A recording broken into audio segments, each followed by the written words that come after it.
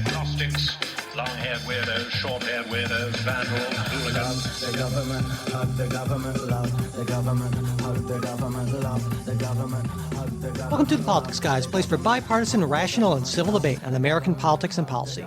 I'm Michael Baranowski, a political scientist at Northern Kentucky University. I'm joined today by Cleveland area attorney and Republican factotum, Jay Carson. Hey, Jay. Good morning, Mike. Hey. How are you doing today?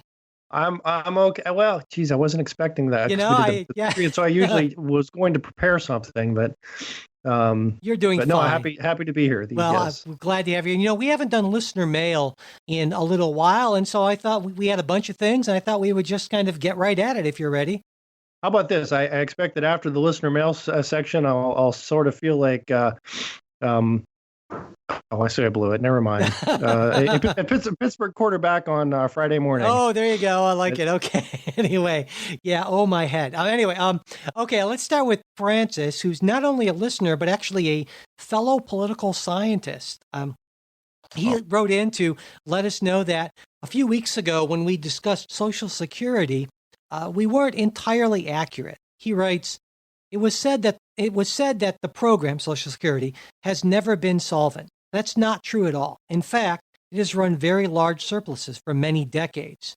Only very recently has it hit the tipping point where revenues are about the same as spending, with the trend towards spending exceeding revenues. However, those decades of surpluses were borrowed by the federal government from the Social Security Administration to spend on other priorities. The borrowed money, however, must be paid back by the feds in each year that expenses exceed revenue, so that is starting to happen. This has been painful for the feds. No more free Social Security money, and they now have to start making good on those IOUs. The huge amount of IOUs that must be paid back will keep Social Security solvent for a few more decades, but there will come a time when indeed Social Security is no longer profitable. That will force us to make even harder choices.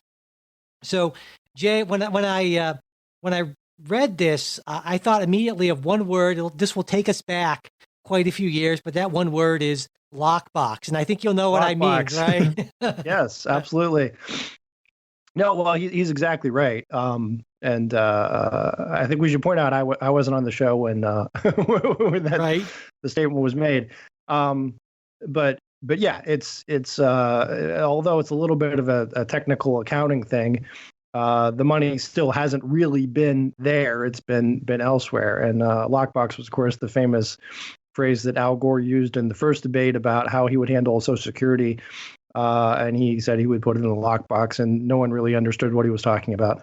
Yeah, like there was this big, people were envisioning this big Scrooge McDuck vault or something like that with the labeled Social Security money. And of course, that's, one of the weird things, and I think it's hard for a lot of people to wrap their heads around this, is when you're talking about budgeting on a national government level, especially United States government, because of the unique position that the dollar has.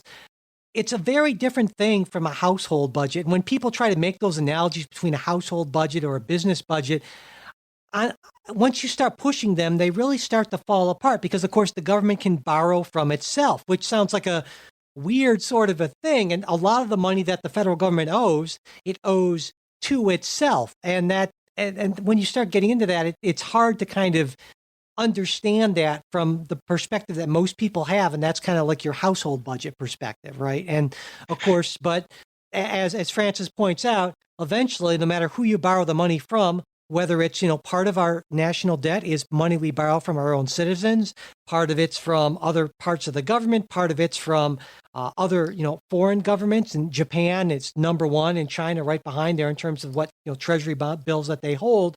Eventually, not only does it have to be paid back, even if it's rolled over, you still have to pay interest on that. And as that becomes bigger and bigger, that starts to eat into, the percentage of interest even you're paying just to service those debts starts to really eat into what you can do. And I think that's a point that a lot of conservatives, have concern about. Right. And well, I think the point that the government can borrow from itself, and I think you sort of and highlighted, but only for a while. Yeah. Eventually, it's going to catch up, and there's a cost. The government continually borrowing from itself, and that cost usually ends up in the form of higher interest rates. Yeah. Down the road. I mean, I guess the better way to analogize this to like a household budget, it's almost like, say you get you have a home equity loan or something like that, where you borrow money out of your house, and then you pay it back. And the idea is that your home continues to appreciate in value, and also that you don't borrow more than the equity that's already in your home. And that's Social Security. It's sort of like, it's almost like 100% home equity loan, that this was all sort of borrowed and now does have to be paid back. There's various budget ways for the government to kick the can down the road.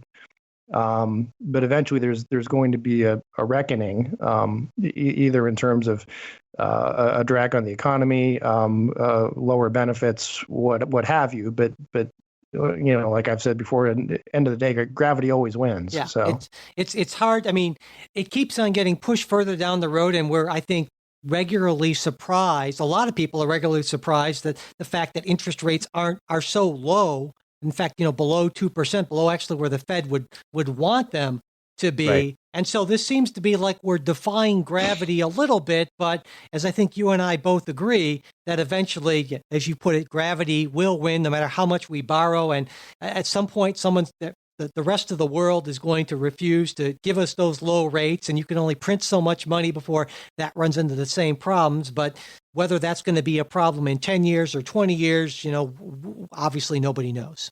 Yeah. Okay. All right. This next question, I think you're really going to like, Jay, because it's come up in the past. Yuri writes, I found you through the Politics Guy's website. Now, pardon me for this random question, and I may not be familiar enough with how elections work in the United States, but as a strategy, wouldn't it make sense for some Trump supporters to register Democrat for the primaries and vote for the weakest candidate they can get selected? And Jay, go ahead and take this one. Yeah, no, absolutely. That happens. That happens a lot. Does it really work as a strategy? I don't know. In my experience, it tends not to. Just because there are typically not enough of supporters who are going to cross that line and register it to the other party to vote in the primary, and that there's not enough of a difference a lot of times in the candidates. I mean, unless you have one that is, extremely stronger or weaker, to make that much of a difference. And if you do have that situation, right, where you have two candidates in a primary, and one is extremely strong and one is extremely weak, that's going to show in the primary results from that party, and just jumping in to vote for the weak guy isn't usually going to be enough to change things. As a participant in American politics, it often frustrates me because what it does, it screws everything up for the voter rolls and the people and who you mail stuff to on the next election cycle. I know we certainly had here in Ohio and here where I live, a lot of Democrats who jumped into the Ohio presidential primary in 2016 just to vote against Trump. And now they're frustrated because they've put themselves on the Republican Party mailing list, and they're getting offers for getting their MAGA hats and stuff. And there's always this: how did I get on this list? Well, it's by changing your party affiliation. So can it happen? Yes. Does it happen? Yes. As far as is effective, in my experience, no, especially at a bigger presidential election. Yeah. If you have something small and there's, local stuff, and you can, maybe you can move the needle there. But I think in a nationwide or statewide election, it's not going to make a difference. Yeah. And that's pretty much the political science answer as well. People who've researched this basically find that, number one, most people just aren't that strategic. And number two, most people just aren't even interested in primaries. It's hard enough to get people to even vote in a primary, not to mention to figure out how to change their party registration and then vote in the other party. That's just, as you point out, Jay, especially when you get to the higher levels and presidential level, that even if it does happen occasionally, and it does, it's just not nearly enough to move the needle there. So in theory, it also would create just incredible coordination problems. So just for a lot of reasons, while theoretically it absolutely could work, in the real world at higher levels, it's just not really a factor. And there's also, I would say, varies from state to state because different states have different rules about eligibility for primaries and so forth. For example, where we live, in Ohio, you can pretty much just show up the day of the election and they ask you which ballot you want. And you tell them, and that's essentially your party registration. Yeah. Other states have more hoops you have to jump through as far as when and how you change your registration. Right. Yeah, good point. Okay, next up we have Raph, who writes, I hear from the Trump camp the argument that what Hunter Biden did is terrible, corrupt, and potentially illegal. But what's the difference from what Hunter Biden has done and what Cohen did when he sold his services to companies as a consultant? I seem to remember that everyone in the Trump camp thought that this was totally acceptable, normal, and that everyone does it. Is this just hypocrisy, or is there an actual legal difference? Thank you. I love the show. Well, Jay, it's about a legal difference. That's a good question. I'll toss that to you first. Well, I think is there a legal difference? No, not necessarily. What the difference to me would be is that in this case you had the Joe Biden essentially being the I don't know, the grand poobah, I don't know what sort of administrator of all things Ukraine in the Obama administration. And one of the big concerns was corruption. And then you sort of have Hunter Biden just stepping in as sort of insulation against that corruption, at least for Burisma, right? The difference between someone who is friends of a president, close to a president, then selling their services as a consultant, that happens all the time. I think the difference is, and this goes to some lobbying laws. One is that being able to promise to affect a regulatory outcome and so forth is typically prohibited in a lot of lobbying contracts. Again, that varies from state to state. But my sense is, look, if you want to hire somebody as a consultant because, hey, the president's an old friend of mine, and I can help make the case, and he'd be happy to hear from me, and I can go make the case for you. That's one thing. It's something else to sort of hire the police chief's son in the hope that you're going to avoid the prosecution. Now, from a legal standpoint, I don't know that there is a whole lot of difference, because while the Biden situation, had it been the other way around, for example, a foreign company paying, a U.S. company paying the son of a foreign vice president, it would be illegal. But it's not, because it's a Ukrainian law situation. So no, I'm not saying the two aren't dissimilar. I guess it's more what are the expectations for why that person is being hired? Yeah, that makes it look bad or worse. Yeah, and it still could be Hunter Biden. It was, look, they're just trying to curry favor. But it's tougher when they're trying to curry favor with the guy who is the not even so much the regulator, but almost law enforcement. And I suppose there's a fine line between those two, but you get what I mean. Sure, I think, right? And of course, yeah, and of course, to point out that nobody is actually alleging, or no one has actually said that there's anything specifically illegal they can point to that Hunter Biden has done. It's just, well, this seems fishy, and look through. And Jay, you and I have talked about this in terms of what we call soft corruption, which basically means things that aren't illegal but just don't smell right. And I think we both agree that this falls into that. Now, it crosses the line into actual corruption or illegality when somebody breaks a law of whether it's the United States or the Ukraine or what have you. And now, if in the Cohen case, when there are actual violations of law, well, that's a different sort of thing, certainly. And so while everyone engages in soft corruption to a certain extent, trying to curry favor by hiring connected people, and sometimes that's not really rise to the level of soft corruption, other times it does, it's not okay to actually break the law, basically. And that, to me, is the actual legal difference. And I think you and I probably agree pretty closely on that one. Right. And I'll point out this is a purely hypothetical situation, Mike. I'm not saying this happened or didn't happen, but purely hypothetical. Supposing there was evidence, and I'm not saying there is, that Joe Biden did something in order to, in exchange, or did something or refused to do something in exchange for understanding that his son would accept a whole lot of money for doing nothing. That'd be corruption, hard corruption. That would be corruption, exactly. Yeah, absolutely. That's what I'm saying. Absolutely, totally agree. All right, let's see here. Zach writes, more often than not, and especially in President Trump's current cabinet of secretaries, the people that are filling these massively important positions are professional politicians, non-experts, and people who are owed a favor by someone.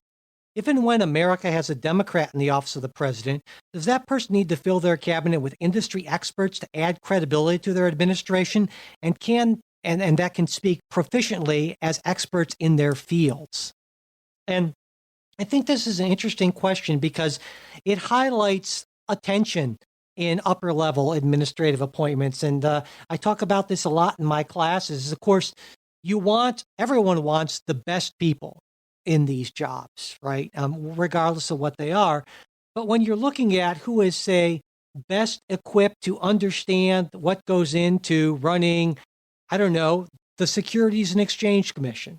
Right. Well, it's probably going to be somebody with a lot of background in the financial industry, which means it's going to be someone with a lot of financial industry ties. And so it's oftentimes extremely difficult to sort of separate I need somebody with the inside industry experience, but I also want somebody who isn't a creature of that industry. So basically our regulatory agency or our agency will be captured by that industry. And it can be a really fine line to walk. Now, I think typically Republican presidents who are less in favor of regulations tend to be more comfortable with hiring people from inside industry positions because they tend to be more anti-regulation or for loosening regulations, where under a Democratic president that gets opened up maybe more to people who are from various interest groups who have a position in this but don't necessarily have those inside ties to industry as much because they're kind of fighting against a lot of what they see as overreach by industry and are fighting for more regulation. Yeah, I'd agree with all that. I'd also add a lot of times what you're looking for in a cabinet secretary is not necessarily the same skills that you're looking for in whatever that agency does. For example, would it be wise to appoint someone with a PhD in some sort of scientific field to the EPA as to be secretary ahead of it? Maybe, but consider that that person's job is not necessarily testing water samples or something like that. It's communicating to the public. It's being the public face of the organization. It's managing the organization, and those are sort of different responsibilities than what the day-to-day field workers do. Yeah.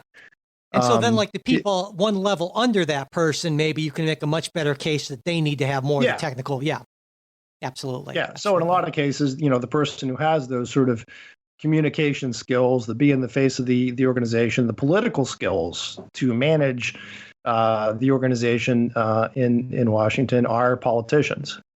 And Jay, just more generally on this point, God, I would hate to be a cabinet. What an awful job to take when you think about, because people say, well, they make a lot of money and it's very prominent. But I think, most anyone who is remotely qualified to run one of these massive, more money elsewhere. Yeah. A lot more money elsewhere, right? And not only that, but the scrutiny of the confirmation hearings and the media attention and the fact that, you serve at the pleasure of the president and you're not your own boss. You add all that stuff up together, and I can see why a lot of really good people would just pass on this basically because it's it's just kind of seems to me kind of a miserable job. And I admire the people who take a pretty big hit to take it. Now, of course, there are some people who use advantage to the kind of revolving door thing, and then they use those contacts when they get out. But wow, it's not nearly as good of a job, I think, as a lot of people think it is.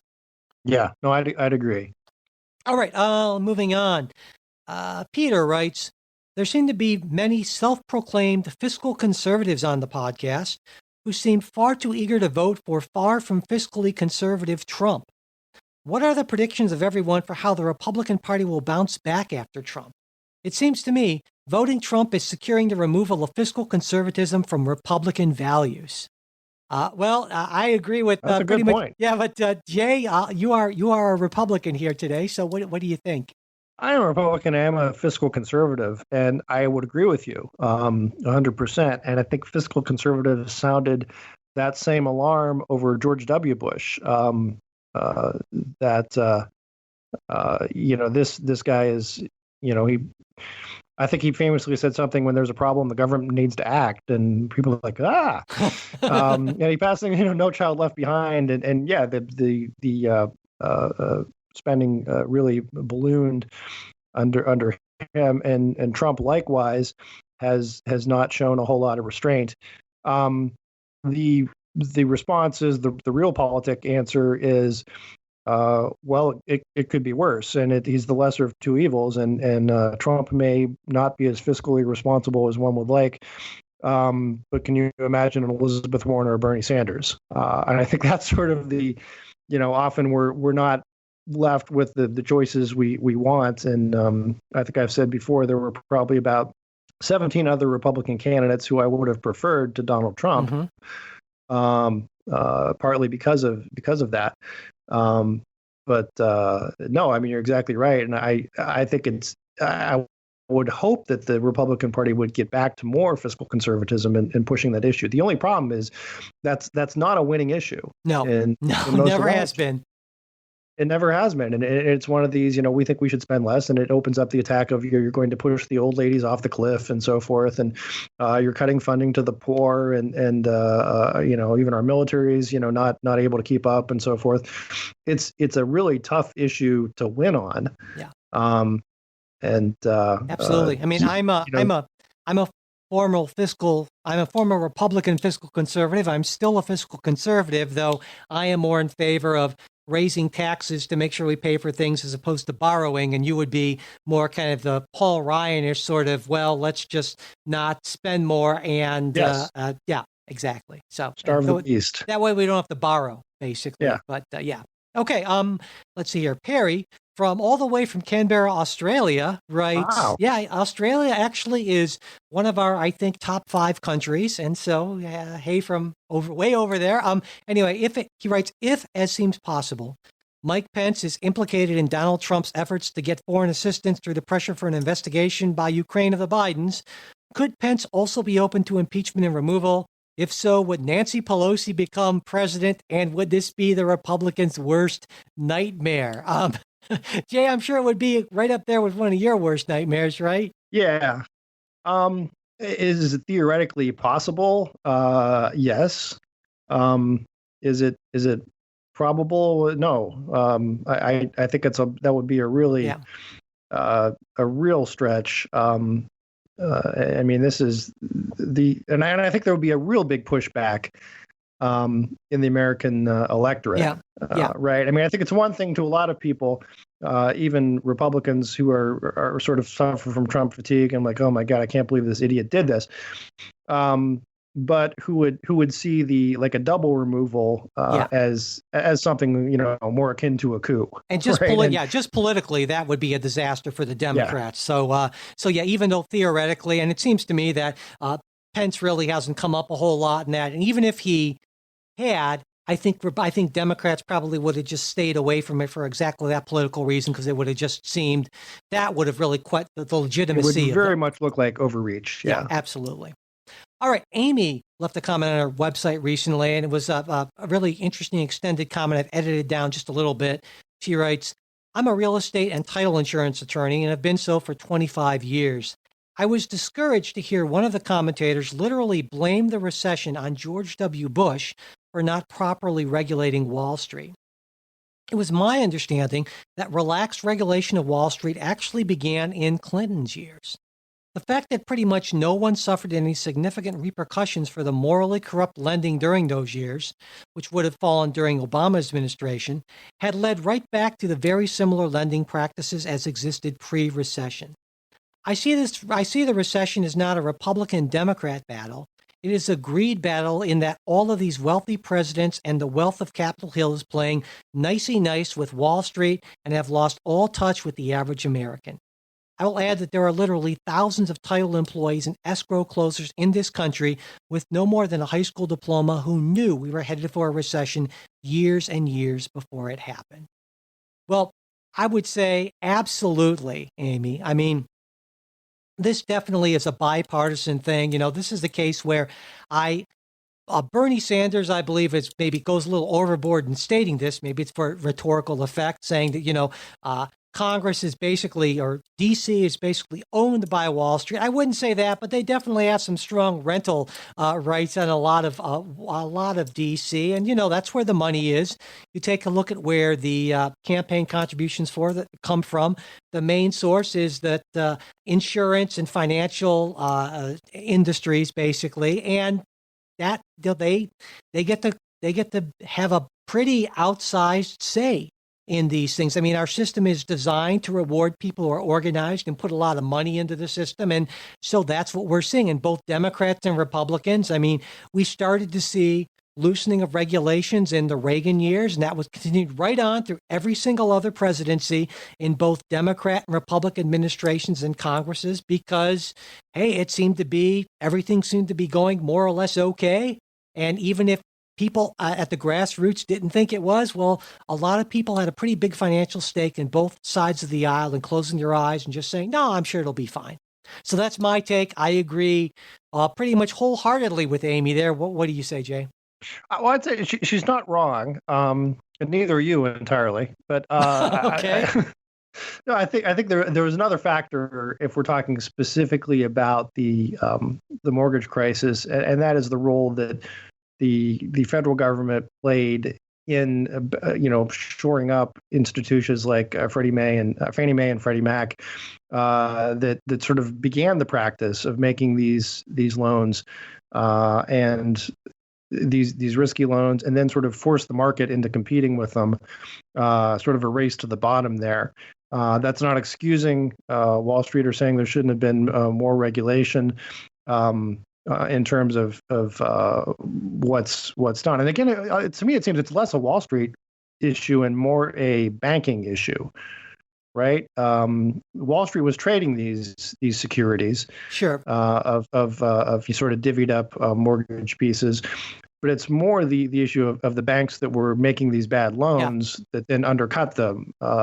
So I wouldn't blame Wall Street entirely. To some extent, Wall Street was providing the capital to keep the thing afloat for a while, despite these bad loans, which people knew at the time were likely bad loans. So well, they were bad loans, but they were told by the geniuses, literally in some cases, the geniuses at Wall Street, that they had found a way to securitize these things and to combine them in certain incredibly esoteric ways that right. somehow the idea would be there would be enough good loans in the package to make up for the bad ones. Yeah, and basically you could have increased returns without increased risk, and that's what many of these geniuses were saying. And of course, that sounds ridiculous on the face of it, but there was a lot of money in believing that would be the case. And Jay, of course, while you're right in saying that, I think some on the left tend to de-emphasize too much the role that Fannie Mae, Freddie Mac played. I think a lot of people on the right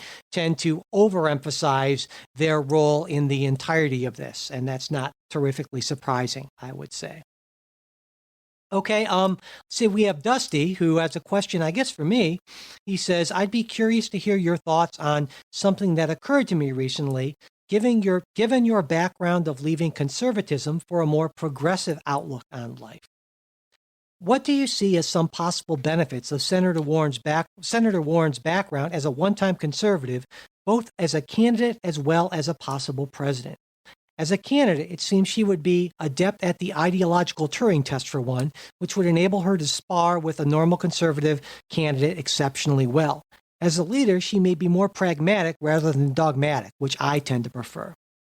Well, I'd like to think, Dusty, that applies to me maybe more than Elizabeth Warren, certainly. You're no Elizabeth Warren. I'm no Elizabeth Warren, no. But, that raises some interesting points because as a lot of people may or may not know, I don't know that for quite a lot of her life, Elizabeth Warren was identified more in a much more conservative way than she does now. And I think certainly it is a benefit in that having lived in that world, she probably has a better feel for some of those arguments and viewpoints than someone who's always been in their own bubble. But in terms of how that might be a benefit in any other way, I don't think really so much. Just basically because I don't necessarily feel that it would make her more pragmatic. It seems to me that she has sort of aligned herself with a series of very progressive political views, and maybe she is playing three-dimensional chess here, or at least looking 2 moves ahead and saying that I'm staking out these positions in large part because I believe it best positions me to win the primary. And I think I can tack enough back to center to win the general election. And then, given my understanding and my innate pragmaticism, I will be able to broker some deals and so forth. Maybe that's true, but in her entire political career as an active politician, I've seen no evidence of her doing that. Now, I wouldn't necessarily have seen any evidence that she's basically of setting all this up for a presidential run when she would do this. But to me, based on the evidence that we have, I would say that feels somewhat unlikely to me, I guess. Jay, what do you think? To me, it strikes me a little bit. It's like arguing that Darth Vader is a much better Sith Lord and would be better running the Empire because he used to be a Jedi. And I think you sort of that encapsulates the thing of once you turn to the dark side, you're gone. And I think she has, if she ever was conservative, I don't think she certainly isn't now, and I don't think really has any credibility to bring in conservatives or other even moderates or something like that based on, well, I used to think this or I can anticipate these arguments, because her from what I've seen, there isn't much, different new nuance kind of stuff. It's sort of the standard left stuff. Now it's longer, you know what I mean, and sort of the plans and so forth, but I don't see any difference in kind. Yeah. You know what I mean? Yeah. And I think it's sort of, she's just like a more comprehensive version of Bernie Sanders. Right. Well, I think, you have 2 types of sort of political conversion experiences, if you will. There's the kind of road to Damascus, kind of all of a sudden I become this zealot for the other side. I have seen the light sort of thing. And then there are people, I think, who I myself in this latter category, who sort of just end up finding themselves somehow over on the other side of the line, no dramatic anything. And join the team that you're on. It just kind of happened. Yeah. And I can still see a lot from both sides. And that, I would say, is it's a conversion, certainly, because I'm unquestionably a person of the left now. But, I don't think that I'm a zealot in any way, shape, or form. But maybe that's just because even though I moved to the left, I never became a non-Burkean, I guess. And that probably limits me a lot in terms of how zealous I will be, I would suppose. So anyway, let's do one more question, Jay, from Zach, who says, I'm a well-informed voter, but also as a millennial, I found that while I'm hopeful for the future, thinking about gun reform, when I think about the immediate climate crisis, voter reform, the national debt and student debt, I also have this feeling of hopelessness because it feels like nothing is ever going to change. I'm getting married next year and we hope to begin a family soon after, but I fear for the life of my family if they grow up in a world where change is impossible because of the gridlock in Washington.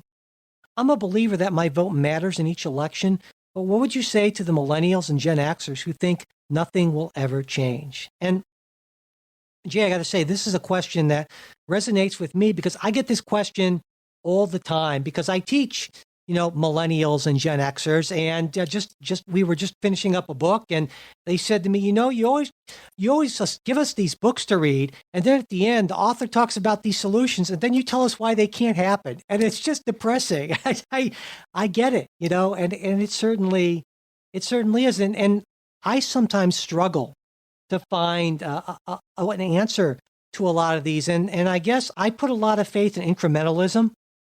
I tend to think that a lot of these challenges that we face over the course of 10, 20, 30, 40 years, and this is maybe one of the advantages, Jay, I don't know, there aren't too many of them, of being a little bit older, is you can sort of see that arc of progress and addressing a lot of these things, like LGBTQ rights, like minority rights, like a lot of things where when you and I were growing up, there were things that were not even considered to be, part of the political discussion. They were too outside of the realm, but now they're very mainstream and they're just kind of like how things are. And so seeing that gives me hope. But then again, there are other issues that we haven't changed a lot on. And Zach, you mentioned a lot of them, certainly. I see particularly the climate issue. I'm a lot less sanguine about it than, say, someone like Jay is.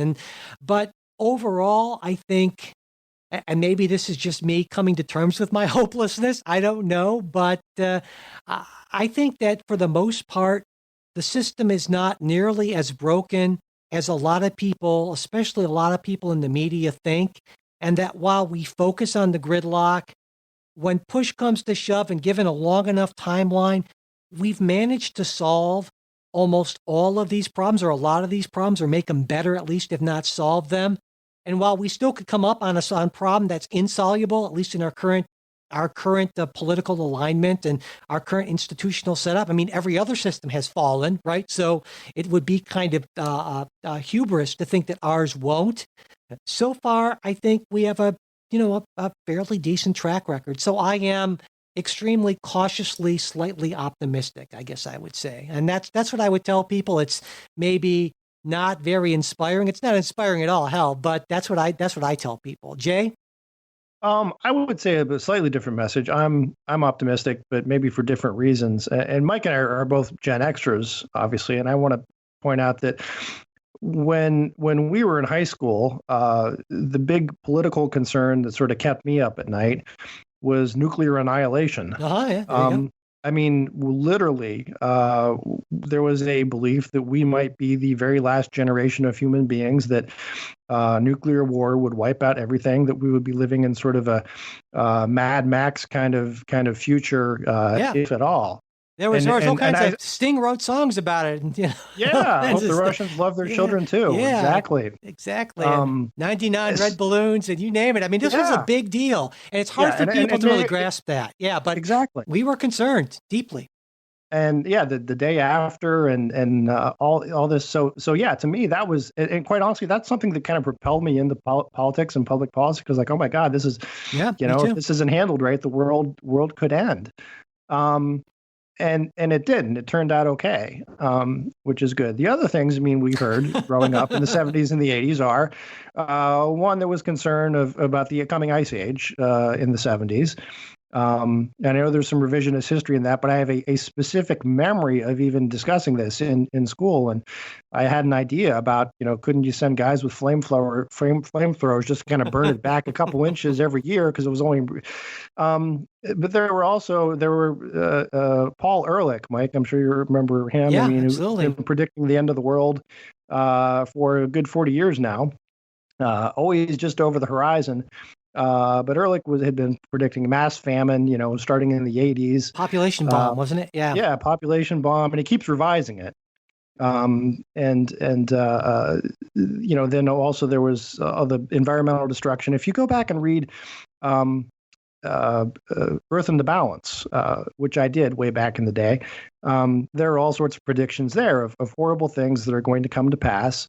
And one, again, this is one that strikes me, Mike, because it affected me, was Al Gore was predicting that the levels of the Great Lakes was going to decline so significantly. The Great Lakes would be drying up. And as you know, I'm a avid yachtsman. Yachtsman, yes, exactly. And I was concerned, thinking like, man, this is going to suck. By the time I can get my yacht, the lake's going to be so low, I won't really be able to like a to wading use pool. it. Yeah, Exactly. And of course, last year we had record high lake levels, which were of course attributed to the climate change that Gore was attributing that the drops are going to be to. Right.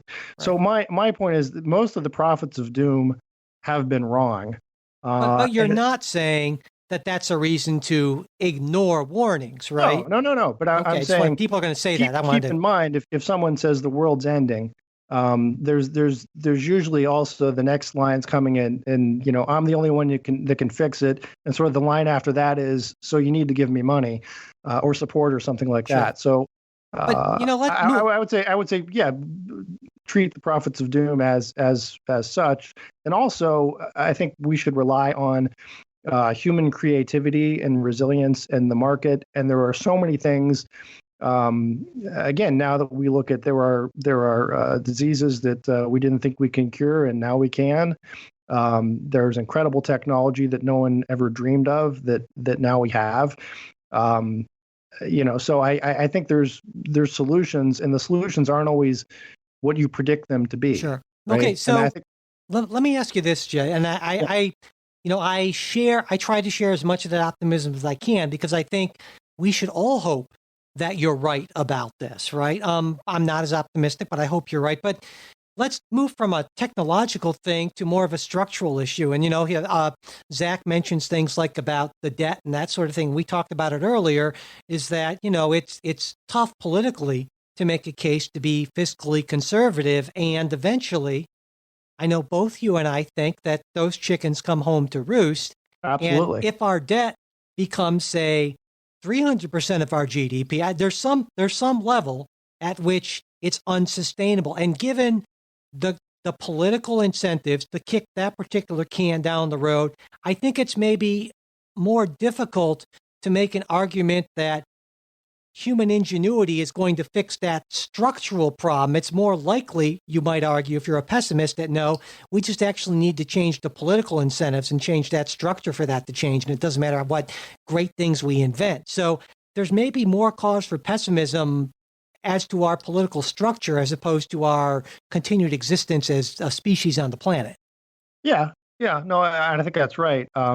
There's a couple of things that I also point to is, our debt is to some extent always a function of demographics, and demographics will change. And we're going to go through a big balloon here before it does, but then it will change. Unless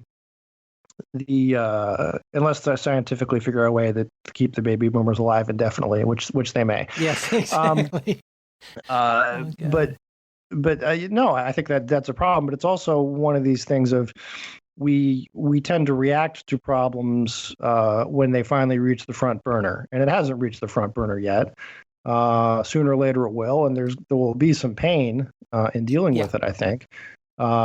But it's not something that can't be fixed. Right. And the optimistic scenario is that we start to see a slow creep upward, and it's not like a fall off a cliff sort of thing. It's and so there are some problems, and this is the climate change thing comes in, where there are some folks who say, well, once you hit a certain tipping point, then that's it. And of course, if that's the case, and whether it's climate change or something else, that means you have a real problem. And that was certainly that way with nuclear war, because, once the silos are open and the missiles are in the air. Tipping point, that's it. Yeah, basically. And so that's another question we have to answer. We want to try to answer is this a tipping point type issue, or is this something that we can see it getting bad enough and arrest it? Now, on climate change, there are a lot of people on the left, like myself, who say, well, it seems to me more like a tipping point thing. And Jay, you and a lot of people on the right say, no, actually, there's time, and we should put more faith in inventiveness, that sort of thing. Yeah. And so yeah, absolutely. Or even if not, that if to the extent if we're going to suffer the consequences of climate change, we are better able to deal with them being wealthy than being not wealthy. Right. All right. Well, I think that does it for our questions this week. And so we, of course, before I go, I should say that if you haven't yet subscribed to the show, we would really appreciate it if you could do that. Real simple to do. And if you could also write reviews, positive ones, we hope, and let people know about the show, that would be great. If you want to get in touch with us, we're at mail@politicsguys.com. There's our Facebook page where I got to say, Jay, lately, I feel like our policy to kind of cut out the memes and the kind of that's worked out really well. There's a lot of good substantive discussion stuff now. Absolutely. And that's facebook.com/politicsguys page. And let's see, I think that's about it. But the executive producers, as you know, Bruce Johnson, Wilma Moreno, Andra Masker, and Daniel Toe. Today's show is produced by me, Michael Baranowski. We'll be back with the new show on Wednesday. We hope you'll join us.